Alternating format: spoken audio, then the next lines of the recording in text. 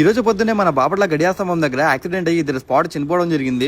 నేను ఈ వీడియో చేయడానికి కారణం కూడా జనాలకు ఒక అవేర్నెస్ కోసం. సో ఇంకా వీడియోలోకి వెళ్ళిపోతే ఈ రోజు తెల్లవారుజామున 2:30 గంటల సమయంలో గుంటూరుకు చెందిన ఇద్దరు యువకులు బాపట్ల గడియార స్తంభం దగ్గర యాక్సిడెంట్ జరిగి స్పాట్ చనిపోవడం జరిగింది.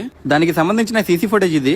గుంటూరు నుంచి కొంతమంది యువకులు బాపట్ల వచ్చి తిరిగి వెళ్తున్న సమయంలో లోడుతో వస్తున్న లారీని స్పీడ్ గా ఢీకొని అక్కడే చనిపోవడం జరిగింది. ఇక్కడ బైక్ వాళ్ళు కొంచెం స్లోగా వచ్చినా గానీ వాళ్ళ ప్రాణాలు కాపాడుకునే వాళ్ళు, తల్లిదండ్రులు కూడా కొన్ని లక్షలు పెట్టి పిల్లలకు బళ్ళు కొనిస్తున్నారు. వాళ్ళని బయటికి పంపించేటప్పుడు 1కి 10 సార్లుగా హెచ్చరించి పంపించండి. జీవితంలో డబ్బు పైన, ఆస్తుల పైన, బండి పైన ఏం పైన మళ్ళీ తిరిగి సంపాదించుకోవచ్చు, కానీ ప్రాణం పోతే మళ్ళీ తిరిగి అయితే రాదు. కొంతమంది ఇందులో లారీ వాడిది తప్పు అంటున్నారు, కొంతమంది బైక్ వాళ్ళది తప్పు అంటున్నారు. మరి ఎవరిది తప్పు మీరే కామెంట్ లో చెప్పండి. బయట రోజులైతే అస్సలు బాగాలేదు. ఎక్కడ చేసినా చావులే కనిపిస్తున్నాయి, చావు కబుర్లే వినిపిస్తున్నాయి. మన ఫాలోవర్స్ కి నా రిక్వెస్ట్ ఏంటంటే ఎవరు దయచేసి స్పీడ్ గా అయితే వెళ్ళొద్దు. ఒక 40లో లేదా 60 అంతకు మించి స్పీడ్ లో అయితే వెళ్ళొద్దు. అలాగే రాత్రి పగలు కాకుండా ఖచ్చితంగా హెల్మెట్ అయితే ధరించండి. స్పీడ్ గా వెళ్లే ముందు ఒకసారి మీ మీదే ఆధారపడున్న మీ తల్లిదండ్రుల గురించి, మీ పిల్లల గురించి ఒకసారి ఆలోచించండి. క్షణపాటిలో ప్రాణాలు పోతున్నాయి. బయటికి వెళ్ళిన వాళ్ళు మళ్ళీ తిరిగి ఇంటికి వస్తారో లేదో అనేది కూడా తెలియట్లేదు. యువకులు ఎవరైనా సరే డ్రింక్ చేసినప్పుడు అసలు రోడ్డు మీదకి రావద్దు. దయచేసి ఎవరు స్పీడ్ డ్రైవింగ్ చేయవద్దు. ఒక అడ్మిన్ గా మళ్ళీ ఇదే నా రిక్వెస్ట్ మన ఫాలోవర్స్ అందరికీ.